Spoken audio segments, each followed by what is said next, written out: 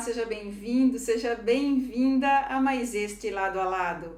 No programa de hoje eu converso com 4 apreciadores de um bom vinho. O empresário Marcos Bordini, o engenheiro Hélio Tereran, a advogada doutora Janaína Bassetti e o médico Dr. Antônio Rafael Fabre de Almeida. Eles se reúnem para provar diferentes tipos e procedências de vinhos e fazem desses encontros momentos de muita alegria e boas conversas. Bem-vindos a todos, viu? Obrigado. Que bom tê-los aqui e para falar de um assunto que vocês amam muito, porque eu sou mais da Coca-Cola, né? E da cerveja. Vocês estão muito quietos, vamos animar esse negócio aqui. O que é que atrai vocês tanto assim no vinho? Me convençam. Marcos. Então, eu acho que o que atrai no vinho, além do vinho, a bebida em si, é o momento, né? É o momento de encontro, de você estar com pessoas, né? E eu sempre digo, ninguém faz amigos tomando Coca-Cola, né? Ou, quer dizer, tomando água, né? Tomando Coca-Cola sim, mas tomando água. Então é um momento de você se encontrar, de você relaxar, apreciar uma boa conversa, uma boa comida. Então acho que isso faz parte do ritual de tomar vinho, né? E vinho dura, tipo, você não toma uma garrafa em 15 minutos, né? Você aprecia um vinho, você não toma um vinho. E você vai sempre, todo vinho você descobre novos sabores, novos aromas, né? Então acho que toda essa parte desse ritual é o que envolve, né? E todo apreciador de vinho gosta disso, né? Hélio. Bom, mas sem excluir nada do que o Marcos citou, uma das coisas que me atrai muito no vinho é a característica única dessa bebida, porque junto com ela vem os lugares onde ela é produzida, a história daquele lugar, o tipo de vinho, a característica de cada vinho, que é peculiar de cada lugar, de cada procedência. Tudo isso é uma coisa bastante... torna assim, uma coisa muito peculiar. Isso me atrai muito. Janaína. Acho que só complementando, além do terroir, do momento de compartilhar a bebida, o vinho ele é sempre uma surpresa. Porque o mesmo vinho, da mesma produtora, cada ano, cada safra, ele é diferente. Por mais que ele seja feito da mesma forma, a mesma composição, ele além do terroir, ele está sujeito ao vento, ao El Niño, à laninha, o clima do momento. Então, ele é sempre uma surpresa. Então, não cai na monotonia. Então, isso eu acho muito gostoso. E além do aspecto aí também cultural, porque gera uma curiosidade da gente saber como foi produzido, como é aquela região. Então, a experiência é bem completa. Doutor? Então, como diz o Marcos, eu sou mais pelo lado da companhia, né? O vinho me atrai assim porque a gente abre uma garrafa de vinho entre amigos, né? Então conversamos sobre diversos assuntos, o vinho é um deles, né? Mas passa-se a limpo a vida, o que se faz, os planos, né? Os projetos, então eu acho isso muito prazeroso. E diante de uma taça de vinho se torna muito mais agradável. E doutor, tem algum benefício tomar vinho para a saúde? Além dessa parte que eu acho muito importante, né, do bem-estar que causa o ambiente, aquele momento, o vinho tinto tem propriedades antioxidantes tal, que fazem bem para a saúde. Mas veja bem, né, não é uma garrafa de vinho por dia. São pequenas porções. Tem até aquelas histórias, né, dos italianos, né, que tomam vinho todos os dias e praticamente são imortais, vivem uma eternidade, né? Então uma tacinha de vinho ao dia, um vinho tinto, eu acho que é muito salutar, muito saudável. Vinho na sopa, sagu com vinho. De todas as maneiras, né? De todas as maneiras. E aí, Marcos e Hélio, quando que vocês tomaram o primeiro vinho juntos? Então, acho que foi com o grupo, eu participo de um grupo, né, nós participamos, que é o Etenobas. E quem criou esse grupo, acho que foi, o Hélio pode falar melhor, que ele está há mais tempo, mas eu estou com eles desde 2011. E o meu primeiro contato foi numa feira de vinho, na Expo Vines, que eles me chamaram, e era uma feira que ocorria todo ano em São Paulo, no Expo Norte. E aí acabei indo um ano e aí foi durante vários anos. E aí que eu iniciei no grupo, né? E aí quando isso foi em 2011, 2012, aí em 2013 nós abrimos a Casa Aliança, né? E aí tinha um espaço lá meio perdido, aí eu resolvi criar a adega, né? E aí a gente... Bem a calhar, né? Foi bem proposital. E até então a gente fazia os encontros em Itu, geralmente acho que era no Pão de Açúcar, no Dom Marché. E aí com a Casa Aliança a gente acabou começando a se encontrar lá, né? E isso se faz até hoje, né? Praticamente eu estou com eles pelo menos há 13 anos, né? Uma vez por semana? É uma vez por semana. Aí de vez em quando, geralmente a gente se encontra às quartas, lá na casa, geralmente a Casa Aliança. E aí, fora isso, em alguns outros momentos, né? Então, às vezes, é aniversário de alguém, aí alguém chama para ir na casa. Então, são nesses momentos. Mas tudo é motivo para se encontrar, né? E para tomar um vinho, né? Com certeza. E esse grupo de vocês tem um nome, né? Sim, chama-se Etenobas. Etenobas. Foi uma brincadeira que foi feita, uma palavra, assim, um tom meio jocoso. Mas eu respondendo ao início da sua pergunta, nós começamos com um grupo de amigos mais restrito, mas por volta uns 2 anos antes, né, Marcos? Por volta de 2009. E aí nós começamos a frequentar a Feira do Vinho que tinha em São Paulo. E lá nos foi apresentado um mundo, uma profusão de vinhos, assim, do mundo todo. E isso aí foi o que realmente me cativou e que me fez entrar no mundo do vinho. Então era muito interessante, era muito bom a gente conhecer aqueles... E aí só aguçou a curiosidade de conhecer mais.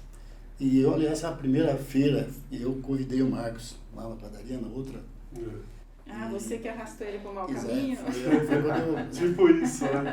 a gente alugava ônibus, micro-ônibus para ir para São Paulo, com todo mundo lá. Então a gente ia... a gente ia em grupo grande, né? Era grande, geralmente era 20 grande. pessoas. Aí depois da feira a gente sempre parava num restaurante, ou era a família Mantini, ou aquela Esperança Pizzaria. Então foi momentos bons, né? E vocês dois, Janaína e Dr. Rafael, foi amor à primeira taça? Curiosamente, no nosso primeiro jantar foi um vinho branco, Blanc. É verdade, né? Então foi. E vem acompanhando vocês desde aquele momento. Sim, quando nós começamos a namorar, o Rafael gostava mais de cerveja. Mas a gente, com o tempo, não deixou muito essa opção em aberto. Pra mostrar que vive em casa, né, Janaína? Não vou abrir uma garrafa para tomar sozinho, então, por economia, ele passou a me acompanhar.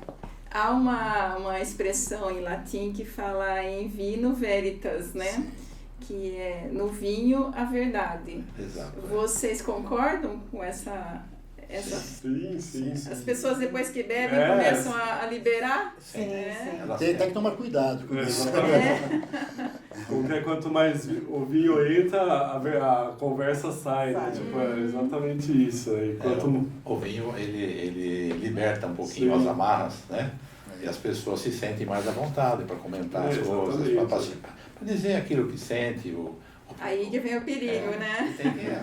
Dependendo da quantidade, às vezes pode falar alguma coisa que não deve. Mas em princípio, não. É nada de demais. Nada de exagerado. Mas isso reforça as amizades e a gente sabe com quem está, né? Com certeza. Essa troca, né? Exatamente. E quando vocês fazem esses encontros, né, semanais, quem que escolhe o vinho? Tem alguém que é incumbido de fazer essa escolha ou cada um leva? Geralmente a gente escolhe algum vinho, tem até um vinho emblemático que a gente costuma utilizar, né, como... Do início. É tipo um ritual, né? Que é um vinho, é sempre o mesmo vinho. E aí a gente sempre acompanha, acaba pegando outros vinhos. Então eu acabo sempre pegando algum vinho novo que chegou. E como eu sou muito curioso, eu gosto de estar sempre inovando, indo atrás de outros vinhos, né? Agora mesmo eu voltei de uma feira lá em Bento Gonçalves e aí fui buscar novas vinícolas. Eu sou muito fã dos vinhos do Sul, né? Da Serra Gaúcha. E realmente tá vindo muitas novas vinícolas, né? Muito interessantes. E quando eu abri a Casa Aliança, eu quis deixar a minha adega mais exclusiva, né? Não sendo muito vinho de supermercado, né? Que você encontra em supermercado. E aí eu comecei a me interessar pelos vinhos nacionais, né? Principalmente da Serra Gaúcha. Então hoje eu estou meio que exclusivo de vinhos nacionais. Então estou sempre buscando novos rótulos, novas vinícolas e até a oportunidade das pessoas. Eu vejo muito lá na Casa Aliança, as pessoas viajam para o sul, depois elas conseguem comprar o vinho que elas tomaram lá. Então acho que isso é legal também. Legal. Então eu estou sempre na busca. Você gosta de escolher, né? Eu sou fã da Serra Gaúcha, frequento lá desde 2002, então pelo menos uma vez por ano eu vou para lá. Então eu tenho muita referência de lá. E vocês? Olha, eu acho que o que o Marcos falou do vinho nacional é uma verdade. As pessoas têm um pouco de preconceito, né? Igual, eu acho que houve uma evolução muito grande no vinho tinto, né? O vinho, o espumante do Brasil é melhor do que muitos outros países, que as pessoas gastam muito mais e não prestigiam o espumante nacional. E deveriam fazê-lo. Eu acho que é bem gostoso. O vinho, quando ele é bebido, ele traz pra gente uma alegria, né? Então, e você é alegre, fala mais. Sim. Né? Então, eu acho que essa expressão é verdadeira em razão disso, né? Mas o vinho não é uma bebida que você costuma ultrapassar os limites. É comedido, né? É uma bebida que você bebe, uma taça, 2 taças. É difícil você passar disso. Às vezes você experimenta mais vinhos, então a porção é um pouquinho menor. Mas é difícil você ultrapassar o limite. E sempre tem umas comidinhas, né? Sim, umas coisinhas ali para... Com certeza, sempre Para tem que ter, degustar, né? Essa é uma das razões, desculpa, essa é uma das razões de não se ingerir uma quantidade grande, porque geralmente a gente está à mesa, né, ou numa refeição, ou com os petiscos, né, e isso daí acaba limitando um pouquinho a quantidade de bebida alcoólica que se consome, né? Mas tem uma coisa assim que é de harmonizar com determinados alimentos, determinados pratos. Quem entende disso para contar aqui para o nosso público? O que combina com o quê? Na verdade, assim, só complementando a resposta anterior, também o vinho, a gente não bebe ele sozinho. Para cada taça de vinho, recomenda-se uma taça de água. Então, isso vai diluindo ele, né? E o vinho, existe vinho para qualquer comida. Existe para um hambúrguer, né? Um cabernet vai bem com um hambúrguer, né? Mesmo um taná, né? Se um desses hambúrguer mais gourmet, que tem mais sabores, um taná vai bem. Malbec, para carnes, O vinho branco com os peixes, os peixes. frutos do mar, né? E tem vinho tinto também para frutos do mar, né? As pessoas às vezes não sabem, mas existem, né? O vinho, para casar com a comida, ele não pode brigar, né? Então, existe vinhos que são muito ácidos e a comida é mais doce. Então, você, quando experimenta, já sabe que não combina. Não combinou. Né? Tem vinhos para se tomar com chocolate, né? Comer um vinho com chocolate, com sobremesas, né? Um vinho do Porto combina muito tanto com sobremesas quanto com queijos mais fortes, mais amanteigados. Então, existe vinho para tudo. Né? Não tem um prato que fala assim, isso não combina. Não combina sim. Casa com qualquer alimento. Qual é a melhor combinação, na sua opinião, Hélio? Eu gosto muito, por exemplo, de um taná ou sirá com carnes vermelhas. Mas isso aí é relativo. É interessante que cada garrafa, por isso que eu acho que o vinho é uma bebida única. Você vira o rótulo lá, ele já sugere a você que combina com tais tipos de alimentos, a carne ou carne de caça, ou então uma carne mais leve. Conforme o vinho é mais pesado, a carne é mais pesada também. E aí, é por isso que é interessante esses rótulos. Cada rótulo traz uma história que a vinícola conta ali, de uma particularidade do fato que ocorreu. Mais uma vez, o vinho é uma bebida única. Cada vinho é um vinho, que tem a sua história. Então, essa coisa do rótulo, eu também tenho curiosidade, porque as vinícolas, elas primam por fazer um rótulo adequado, bonito, por fazer também uma garrafa, às vezes, que chama a atenção, sim, né? Sim. Quanto que o design da garrafa ou do rótulo influencia na hora da compra? Tem uma vinícola lá no sul, em Pinto Bandeira, chama Luiz Argenta. Eles têm o design, são as garrafas. Então, a curiosidade pela garrafa, você acaba querendo provar o vinho, né? Então, eles têm umas garrafas bem diferenciadas e isso acho que estimula, né, a curiosidade. Estimula, né? Um pouco. E fora os rótulos, né? Como o Hélio falou, cada vinho tem uma história, né? Ou a história da vinícola, a história do momento, de uma tradição. Então, isso é muito... influencia bastante, né? E já aconteceu de comprar, assim, tipo uma garrafa com um rótulo maravilhoso e o vinho ser uma decepção? Sim. Acontece, né? Sim. Geralmente sim. Quer dizer, geralmente não, mas pode acontecer. Pode acontecer, né? Mas como eu sempre digo, não existe vinho ruim, né? Às vezes, um vinho, para ser bom, precisa da companhia também, né?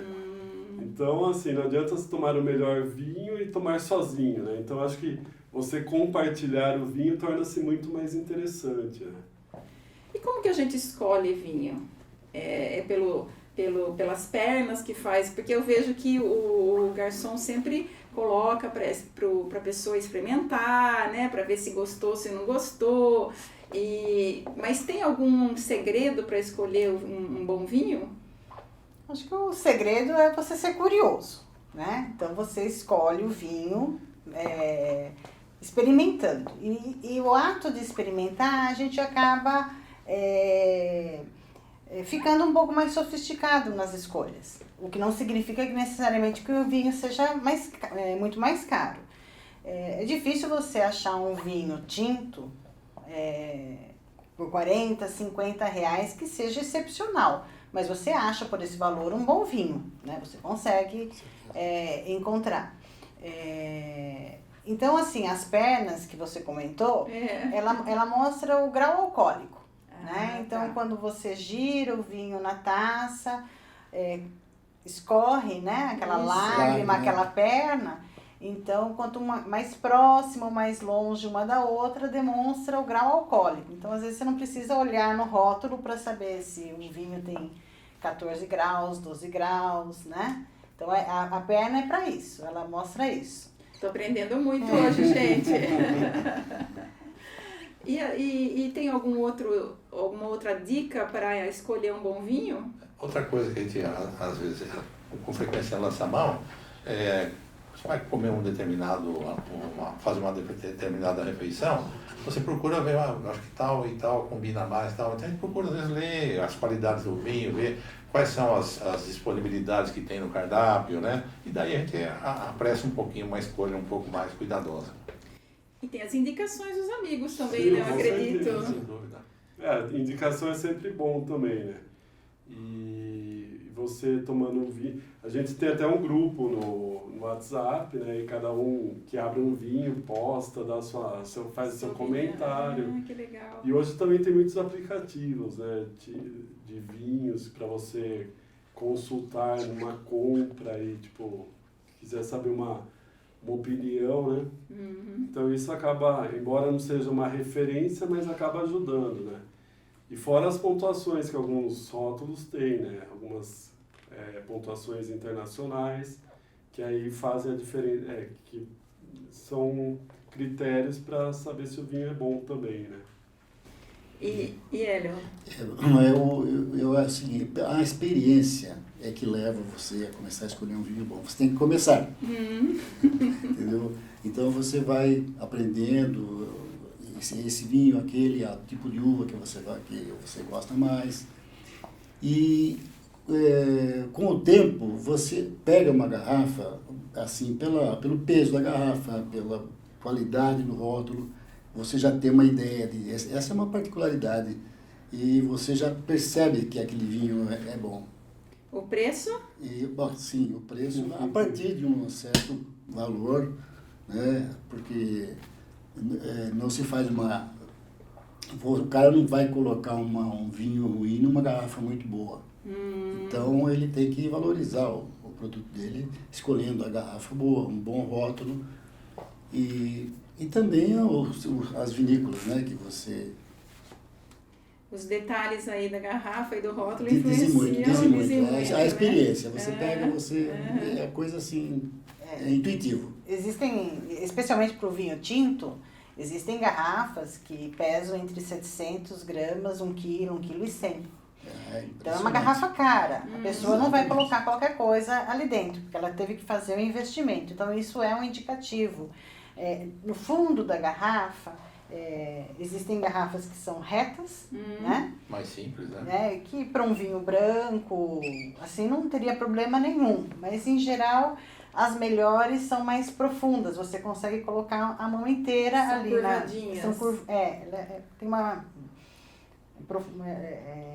côncavo. Um côncavo ali. E ali você vê que é uma garrafa de mais qualidade também, né? Nossa, eu não sabia desse detalhe, não. Sim, e você percebe pelo peso. Bons vinhos, além do preço, você vai ver um bom vinho com 2 quilos. A garrafa vai pesar 2 quilos, mais ou menos. Com o líquido e a garrafa e o líquido. casco, a questão do preço, além de... É difícil você achar um vinho de R$200, por exemplo, ruim. Mas existem vinhos que estão muito na moda, marcas muito na moda, né? Então, esse vinho, pela procura, ele é mais inflacionado. Então, você acaba vendo um vinho custando 200, 250, mas cuja qualidade não vale aquilo. Você consegue comprar um vinho melhor do que aquele por menos. Então, por isso que a gente fala para experimentar.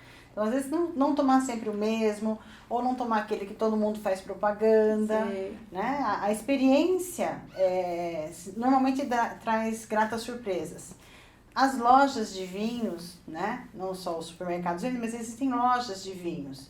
E essas lojas, normalmente, os proprietários, né? Indicam, né? Então o Marcos, quando está na padaria, ele indica, porque ele experimentou o vinho, ele pergunta pra gente vinho para que você quer, como é o gosto que você está procurando, então ele consegue ter uma indicação. Então esse olhar mais apurado do vendedor de vinho também é importante.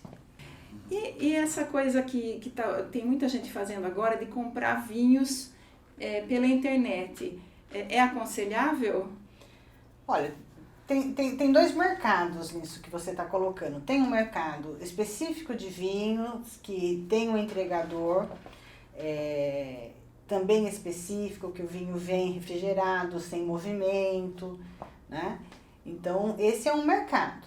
Agora, existe aqueles dos sites de venda que vem pelo correio. Esse a gente não recomenda, porque além da possibilidade de ele ser falsificado ou contrabandeado, mesmo que ele seja um vinho legal, o transporte vai fazer com que ele perca muito em qualidade. Então, seja pelo calor, imagine vindo um furgão do correio, não é refrigerado, então ele vem com uma oscilação de temperatura e a própria vibração do transporte. E isso pode acabar com o vinho, né? Mesmo que não seja um vinho de guarda, seja um vinho para você beber naquela oportunidade, esse transporte chega a prejudicar muito a qualidade. E uma outra vantagem que eu vejo em você comprar vinho de uma loja que você é fiel e é física, é porque muitas vezes o vinho pode ter uma rolha. Já aconteceu com a gente, de comprar um vinho, até de um valor significativo, e veio com um defeitinho na rolha. E esse defeitinho, esse buraquinho no cantinho da rolha, fez com que o vinho recebesse mais oxigênio do que ele podia receber. E ele avinagrou, ele azedou. Então, quando eu levei para o vendedor a rolha, e ele viu que o defeito era na rolha, porque absorveu o vinho em toda aquela parte com o defeito, na hora ele me trocou. Me deu um outro, né? Então, a gente recomenda que se tenha essa relação com o vendedor de vinhos, porque você pode ter problemas que acontece, por melhor que seja o critério da vinícola na sua seleção, essas coisas acontecem. Vão comprar num estabelecimento, então, que você confia, que você frequenta, sim, né? Como a Casa Aliança, sim, né, Marcos? Com certeza. E o mercado de vinhos, eu soube que ele cresceu no pós-pandemia. É isso mesmo, Marcos? Sim. Você que trabalha com isso. Então, o Brasil ele não é referência em vinho, né? Na América do Sul é o país que menos consome vinho. Enquanto a Argentina consome acho que 25 litros per capita por ano, o Brasil consome 2,4. Mas esse número vem crescendo pós-pandemia. E aí acho que na pandemia as pessoas começaram a se interessar mais por vinho, mesmo porque as pessoas estavam trancadas em casa, então acho que até como uma ocupação, né? E aí começaram a se interessar mais e beber mais, né? Tanto é que teve um momento que chegou a faltar garrafas para as vinícolas, porque o consumo cresceu muito, né? Mas eu sei que esse consumo acho que vem crescendo. Senão, segundo dados, continua crescendo. Acho que aumentou pelo menos 11% nesse período, né? Então eu acho que as pessoas estão se habituando a tomar vinho, né? E acho que até pela nossa característica de temperatura, ser país mais quente, né? Então o consumo de vinho torna-se menor. Mas agora, entrando o inverno, né? Com certeza.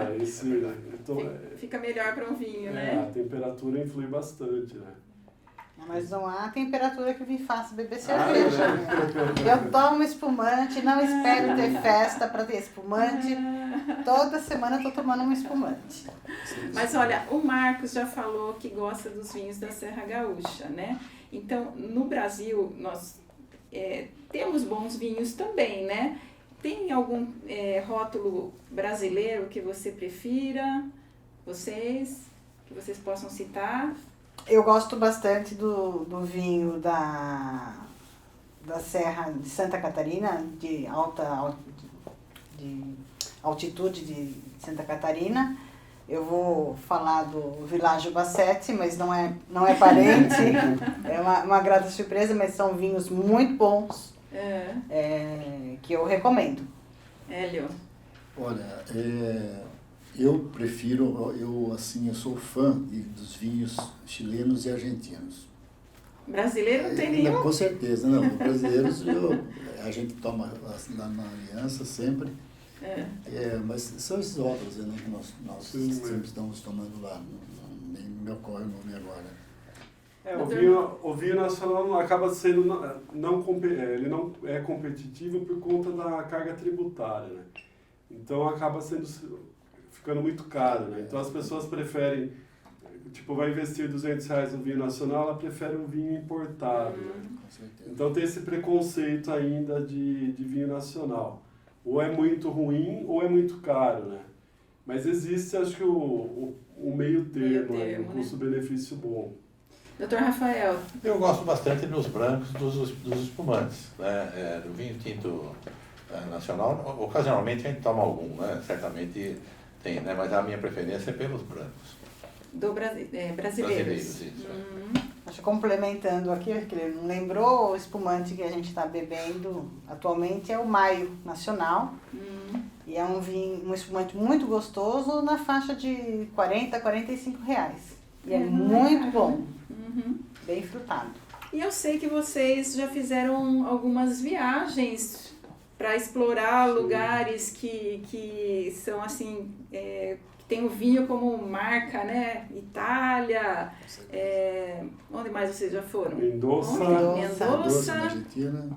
Contem dessas viagens, como é que foi? França. Nós fizemos uma viagem, nós todos, inclusive a Janaína e o Rafael, para Mendoza, né? Nós fomos, acho que em 15 pessoas, mais ou menos. Isso foi em 2019. E aí a Janaína é uma ótima organizadora de viagem. Você que organizou, Janaína? Aí ela escolheu as vinícolas, né? Então eram 3 vinícolas por dia. A gente começava com uma de manhã, né? Já no café da manhã já tomando vinho, espumante. Aí tinha o almoço e depois uma à tarde.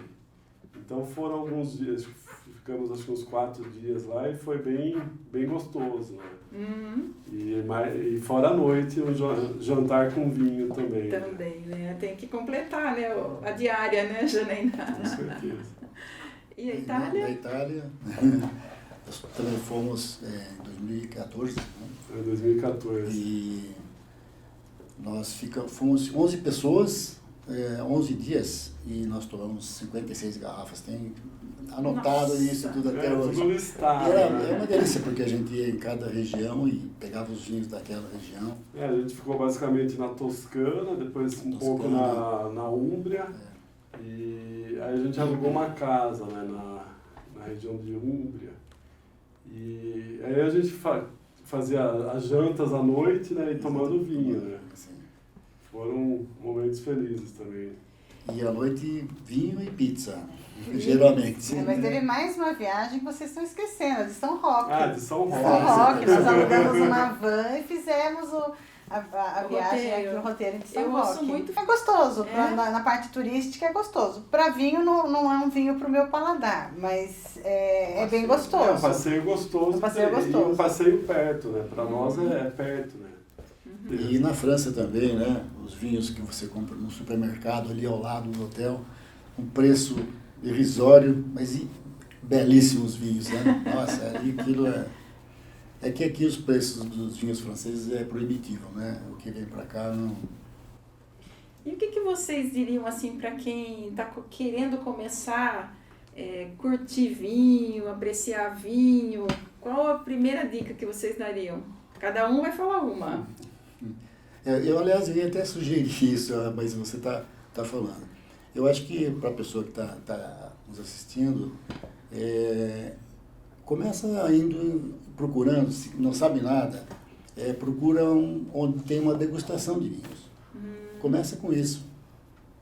E numa degustação você já vai ter uma ideia do roteiro de vinhos. Começa com um vinho branco, um tinto mais leve, um tinto mais pesado.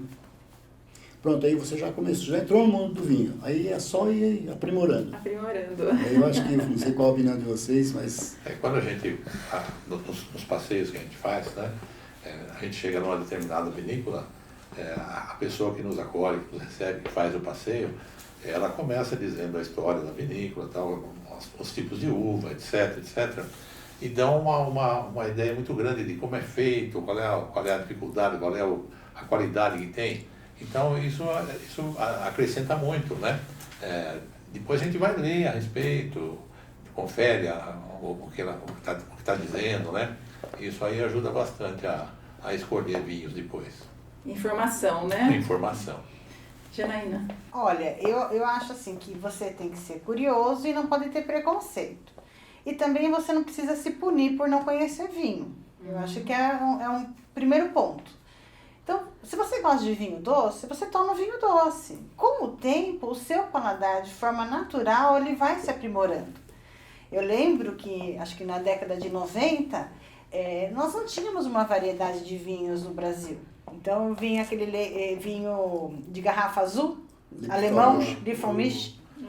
Né? Hoje, se eu tomo aquilo, é horrível. Mas antes era gostoso. Com certeza. Né? Então, assim, você vai aprimorando o paladar. Né? Então, você vai experimentando. Então, para quem está começando, experimente. Vai em degustações, partilhe vinho com os amigos. E aí, naturalmente, você vai melhorando o seu paladar. Às vezes você vê em vídeos a pessoa falando assim, esse vinho tem muita cereja, tem muita amora, tem tabaco, né? Não é questão que você colocou esses ingredientes no vinho. Não, vinho é só uva, né?